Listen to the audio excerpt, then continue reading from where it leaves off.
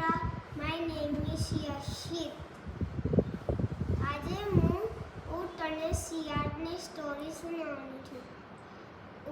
એક મોટું જંગલ હતું. એમાં બહુ બધા એનિમલ્સ રહેતા હતા. એમાં ઊંટ અને શિયાળ બી રહેતા હતા. શિયાળને એક દિવસ મીઠી મીઠી શેરડી ખાવાની ઈચ્છા થતી હતી. શિયાળે ઊંટને કીધું, ઊંટભાઈ મને મીઠી મીઠી શેરડી ખાવાની મન થાય છે. ઊંટે કીધું કે આમાં જંગલમાં તો ક્યાંય નથી શેરડી. ઊંટભાઈએ કીધું કે પહેલા ગામમાં ખેતરે જવું પડશે. શિયાળે કીધું ઓકે. ઊંટ અને શિયાળ ચાલવા માંડ્યા. નદીના કિનારે પહોંચ્યા. પછી શિયાળે કીધું, ઊંટભાઈ મને તો તરતા આવડતું જ નથી. ઊંટભાઈ કીધું કે કંઈ વાંધો નહીં, તું મારી પીઠ પર બેસી જા. ભાઈ ઊંટે ચાલવાનું કર્યું. ખેતરના પાસે પહોંચી ગયા. ઊંટે જોયું છાંયડામાં ખેતરની નીચે એક ખેતરનો માલિક બેઠો હતો.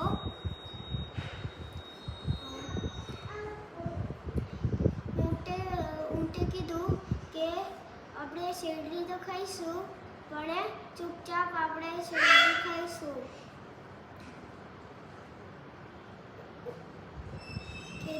અંદર ખેતરમાં ગયા અને ખાવા માંડ્યા શેરડી.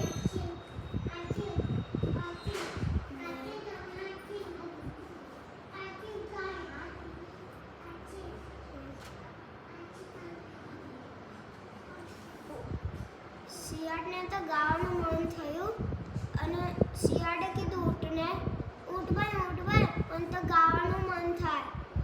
ઊંટભાઈ કીધું ના તું ગાતો નહીં, તારે ખેતરનો માલિક જાગી જશે.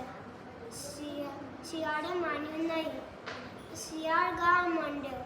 પછી થોડી વારમાં ખેતરનો માલિક જાગ્યો અને લગભગ મારો શિયાળ ખેતરમાં ઘૂસ્યો છે. અત્યારે માની નહીં. ખેતરનો માલિક દોડતા ખેતરમાં પહોંચ્યો અને અંદર ગયો. શિયાળે જો માલિક આવી ગયો. પછી એ તો ભાગ્યો. પછી એ ગયો.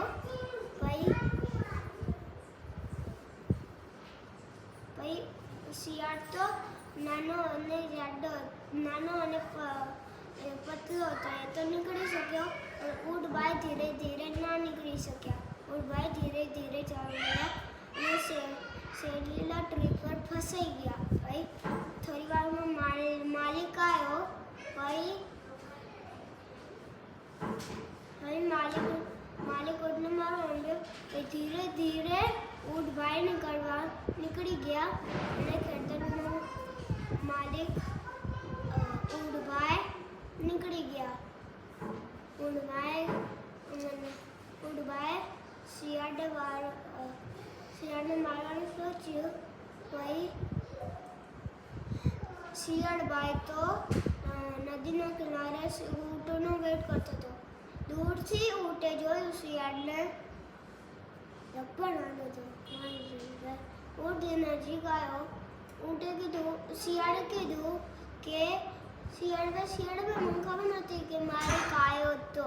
ઊંટભાઈ ચૂપચાપ પછી અંદર નદીના બીચમાં આવ્યો. પછી શિયાળને તો ઉછાળવાનું ગુમાન થતું હતું. પછી ઊંટે કીધું શિયાળને, ઊંટભાઈ મને તો ઉછાળવાની મન થાય. પછી શિયાળે કીધું ના તમે ઉછળતા નહીં તો હું પડી જાય નદીમાં. ઊંટે ના માન્યું.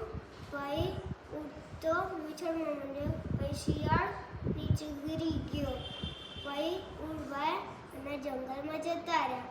Thank you.